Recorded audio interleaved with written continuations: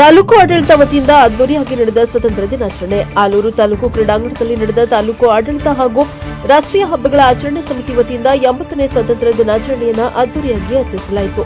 ಕಾರ್ಯಕ್ರಮದಲ್ಲಿ ತಾಲೂಕಾ ತಹಶೀಲ್ದಾರ್ ಮಲ್ಲಿಕಾರ್ಜುನ ಪಾಲ್ಗೊಂಡು ಧ್ವಜಾರೋಹಣ ನೆರವೇರಿಸಿ ಹಾಗೆ ಧ್ವಜ ಸಂದೇಶವನ್ನು ಸಾರಿದರು.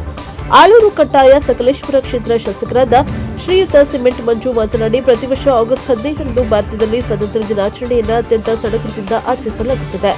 1947 ಆಗಸ್ಟ್ 15ರಂದು ಬ್ರಿಟಿಷ್ ಆಳ್ವಿಕೆಯಿಂದ ಭಾರತಕ್ಕೆ ಸ್ವಾತಂತ್ರ್ಯ ದೊರೆಯಿತು.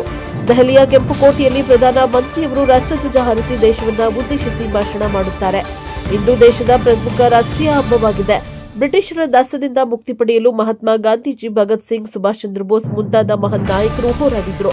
ಅಸಂಖ್ಯಾತ ಸ್ವಾತಂತ್ರ್ಯ ಹೋರಾಟಗಾರರ ತ್ಯಾಗ ಮತ್ತು ಬಲಿದಾನದ ಫಲವಾಗಿ ನಮಗೆ ಸ್ವಾತಂತ್ರ್ಯ ಸಿಕ್ಕಿತ್ತು. ದೇಶದ ಸ್ವಾತಂತ್ರ್ಯ ಸಮಗ್ರತೆ ಮತ್ತು ಸಂವಿಧಾನದ ಮೌಲ್ಯಗಳನ್ನು ಸ್ಮರಿಸುವ ದಿನವಿದು ಎಂದರು. ವಿವಿಧ ಶಾಲಾ ಕಾಲೇಜುಗಳ ವಿದ್ಯಾರ್ಥಿಗಳಿಂದ ಆಕರ್ಷಕವಾದ ಭವ್ಯ ಪಥಸಂಚಲನ, ದೇಶಭಕ್ತಿ ಗೀತೆಗಳು ಹಾಗೂ ಸ್ವಾತಂತ್ರ್ಯ ಹೋರಾಟಗಾರರ ಸ್ಮರಣೆಯೊಂದಿಗೆ ಜರುಗಿದವು. ವಿವಿಧ ಕ್ಷೇತ್ರಗಳಲ್ಲಿ ಸಾಧನೆ ಮಾಡಿದ ಸಾಧಕರಿಗೆ ಸನ್ಮಾನಿಸಲಾಯಿತು.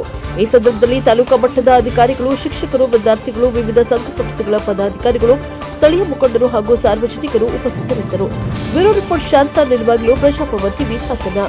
ನಾವು ನಮ್ಮ ದೇಶದ ಸ್ವಾತಂತ್ರ್ಯಕ್ಕಾಗಿ ತಮ್ಮ ಬದುಕನ್ನೇ ತ್ಯಾಗ ಮಾಡಿದ ಮಹನೀಯರನ್ನು ಗೌರವದಿಂದ ಸ್ಮರಿಸುವ ಪವಿತ್ರ ದಿನ ಇಂದು.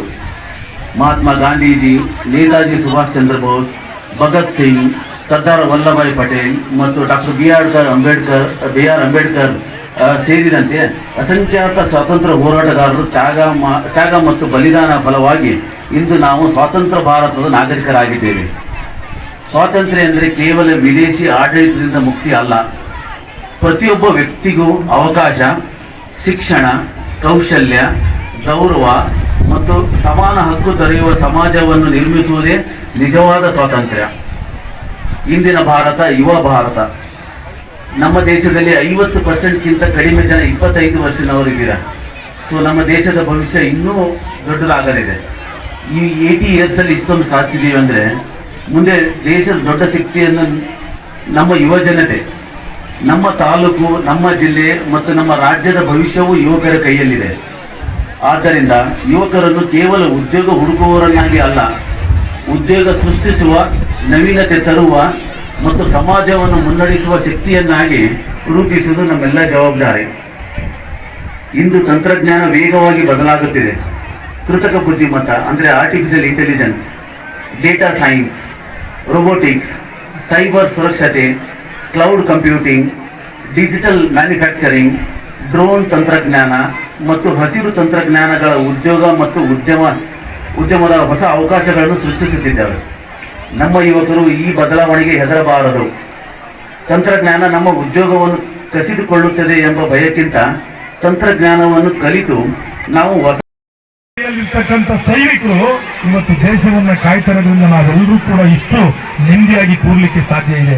ಈ ನಿಟ್ಟಿನಲ್ಲಿ ಈ ದೇಶ ಮೊದಲು ಅಂತಕ್ಕಂಥ ಭಾವನೆಯನ್ನ ನಮ್ಮ ವಿದ್ಯಾರ್ಥಿ ಬಂಧುಗಳು, ನಮ್ಮ ಯುವಕ ಮಿತ್ರರು ಮಾಡ್ಕೊಳ್ಬೇಕು. ದೇಶಕ್ಕೆ ಪರವಾದ ಹೋರಾಟವನ್ನ ಮಾಡಬೇಕು. ಮೊನ್ನೆ ನಡೆದಂತ ಹೋರಾಟದಲ್ಲಿ ಯುವಕರು ಮಾಡಿದ ರೀತಿಯನ್ನ ತಾವೆಲ್ಲರೂ ಕೂಡ ಗಮನಿಸಿದ್ರ. ಮೊದಲು ಈ ದೇಶ ನಮ್ದು, ಈ ದೇಶ ಮೊದಲು ಅಂತಕ್ಕಂಥ ಭಾವನೆ ಇಟ್ಕೊಂಡು ಯಾವ್ದಾದ್ರು ಹೋರಾಟವನ್ನ ಮಾಡಬೇಕು, ರಾಷ್ಟ್ರೀಯತೆಯನ್ನು ಮೈಗೂಡಿಸಬೇಕು. ಭಗತ್ ಸಿಂಗ್ ತನ್ನ ಜೈಲಿಗೆ ಇರ್ತಕ್ಕಂಥ ಕೊನೆ ಕ್ಷಣಕ್ಕೂ ಕೂಡ ಭಾರತ್ ಮಾತಾ ಕಿ ಜೈ ಅನ್ನೋದ್ರ ಮುಖಾಂತರ ಜೈಲಿಗೆ ಇರತಕ್ಕಂಥ ಉದಾಹರಣೆಗಳನ್ನ ನಾವು ನೋಡಿದ್ದೀವಿ.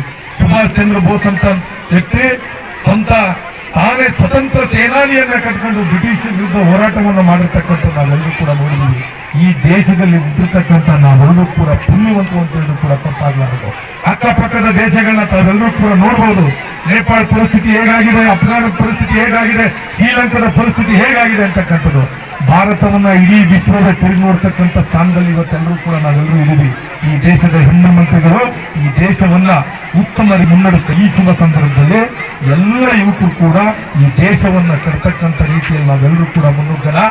ಈ ಊರನ್ನ ಉಳಿಸಬೇಕಾಗಿರ್ತಕ್ಕಂಥದ್ದು, ಈ ರಾಜ್ಯವನ್ನ ಉಳಿಸಬೇಕಾಗಿರ್ತಕ್ಕಂಥದ್ದು, ಈ ರೈತರನ್ನ ಉಳಿಸಬೇಕಾಗಿರ್ತಕ್ಕಂಥ ಕರ್ತವ್ಯ, ಜವಾಬ್ದಾರಿ ನಮ್ಮೆಲ್ಲರ ಮೇಲೂ ಕೂಡ ಇದೆ ಅಂತ ಈ ಸಂದರ್ಭದಲ್ಲಿ ವರ್ಣನ ಅವಕೃಪೆಯಿಂದ ಈ ಆಲೂರು ತಾಲೂಕಿಗೆ ಕಡಿಮೆ ಮಳೆಯಾಗಿರ್ತಕ್ಕಂಥ ನಾವು ಗಮನಿಸ್ತೀವಿ. ಮುಖ್ಯವಾಗಿ ಯಾವುದೇ ದೇಶ, ಯಾವುದೇ ರಾಜ್ಯ, ಯಾವುದೇ ಊರು ಸುಭಿಕ್ಷವಾಗಿರ್ಬೇಕು ಅಂತ ಹೇಳಿದ್ರೆ ಕಾಲಕ್ಕೆ ತಕ್ಕನಾಗಿ ಮಳೆ ಆಗಬೇಕು. ಯಾಕೆ ಅಂತ ಹೇಳಿದ್ರೆ ಎಲ್ಲಿ ರೈತರು ಚೆನ್ನಾಗಿರ್ತಾರೆ ಅಲ್ಲೆಲ್ಲರೂ ಕೂಡ ನಾವು ಚೆನ್ನಾಗಿರ್ಲಿಕ್ಕೆ ಸಾಧ್ಯ. ಇವತ್ತು ಆಲೂರು ತಾಲೂಕಿನಲ್ಲಿ ನನಗಿರ್ತಕ್ಕಂಥ ಮಾಹಿತಿ ಪ್ರಕಾರವಾಗಿ ಮಳೆಯ ಅಭಾವದಿಂದ